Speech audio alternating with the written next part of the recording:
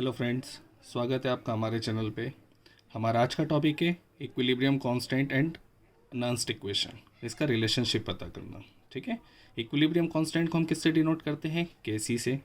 Clear है? ठीक है, हम कोई भी रेडॉक्स रिएक्शन को कंसीडर करते हैं। फॉर एग्जांपल हमारे इलेक्ट्रोकेमिकल सेल या डेनियल सेल की इक्वेशन अगर हम ले लें तो वो क्या थी? Zn solid plus Cu2 plus aqueous gives Zn2 plus aqueous plus Cu solid। Clear है? ठीक है, यहाँ पर जिंक वाले इलेक्ट्रोड पे क्या होता था? ऑक्सीडेशन। और Cu इलेक्ट्रोड पे क्या होता है? रिडक्शन। क्लियर है? ठीक है, इसके लिए नॉन्स्ट इक्वेशन हम कैसे लिखते थे मैंने बताया था अपने पुराने लेक्चर में। तो वो क्या होता है?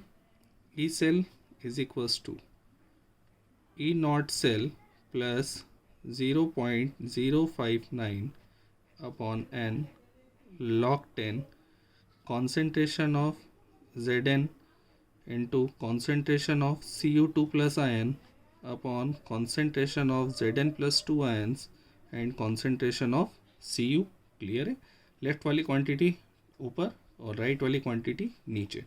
ठीक है, अब concentration of Zn solid is equals to concentration of Cu solid. Solid का कॉन्सेंट्रेशन चेंज नहीं होता, इसलिए हम इसको क्या मान लेते हैं? Unity, that is 1। तो हमारा एक्सप्रेशन किस में कन्वर्ट हो गया?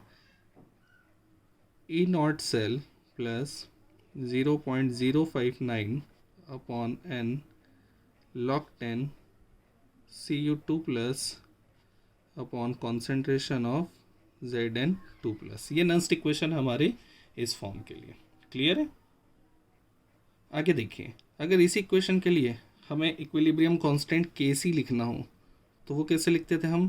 कॉन्सेंट्रेशन ऑफ Zn प्लस 2 मतलब concentration of all the products at numerator upon concentration of all the reactants. तो Zn2 plus into concentration of Cu solid, इसके अपॉन में क्या आएगा? Concentration of Zn solid and concentration of Cu2 plus. Clear है? ये Kc होता है। Again ये वाला टर्म और ये वाला टर्म ये 1 हो जाएगा, तो Kc का वैल्यू कितना हो जाएगा? Concentration of Zn2 plus ions upon concentration of Cu2 plus ions. ठीक है, सेल के स्टार्ट में, ठीक है, सेल के स्टार्ट में क्या होगा? Zn प्लस 2 का आयन कॉन्सेंट्रेशन धीरे धीरे बढ़ेगा, वहीं पे Cu प्लस 2 आयंस का कॉन्सेंट्रेशन धीरे धीरे कम होगा। एक स्टेट आएगी जिसे हम इक्विलिब्रियम स्टेट कहेंगे। इस स्टेट में क्या होगा? Concentration of Zn2 plus ion बराबर हो जाएगा concentration of Cu2 plus ion के। क्लियर है? इस स्टेट को हम क्या बोलेंगे? Equilibrium state.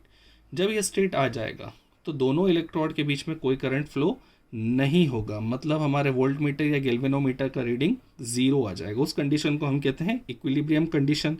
अगर इक्विलिब्रियम आ गया तो EMF 0 हो जाएगा, मतलब ई सेल का वैल्यू 0 हो जाएगा। क्लियर? इस इक्वेशन के अंदर ई सेल का वैल्यू 0 पुट कर दीजिए, तो 0 is equals to E not cell plus 0.059 upon N. यहाँ पे स्मॉल एन क्या होता है? Number of electrons transferred. Clear है? क्या बचा? log 10 concentration of Cu2 plus ions upon concentration of Zn2 plus ions. इस इक्वेशन में ई सेल की जगह 0 पुट कर दिया तो हमें ये एक्सप्रेशन मिल गया। ठीक है, न्यूमरेटर डिनोमिनेटर को इंटरचेंज करूंगा तो क्या चेंज आएगा? लॉग की प्रॉपर्टी होती है, यहाँ पे जो स्टार्ट सिंबल है वो क्या हो जाएगा? नेगेटिव। तो 0 is equals to E not cell minus 0.059 upon N log 10। Clear है? न्यूमरेटर डिनोमिनेटर इंटरचेंज हो जाएंगे, तो न्यूमरेटर अब हो जाएगा concentration of Zn plus 2 ion और डिनोमिनेटर हो जाएगा concentration of Cu plus 2 ions. ठीक है, ई सेल को एक हैंड पे ले लेते हैं, इसको अपोजिट हैंड पे ले लेते हैं, तो फाइनल एक्सप्रेशन क्या है आपका? E not cell is equals to 0.059 upon N log 10 Zn2 plus ions upon concentration of Cu2 plus ion. Clear है? इस टर्म को ध्यान से देखें, ये क्या हो सकता है? Concentration of Zn plus 2 ion upon concentration of Cu plus 2 ion. ठीक है, इसको क्या लिख सकते हैं हम? के सी। तो हमारा फाइनल एक्सप्रेशन क्या आ गया, E not cell is equals to 0.059 upon N log 10 of K C.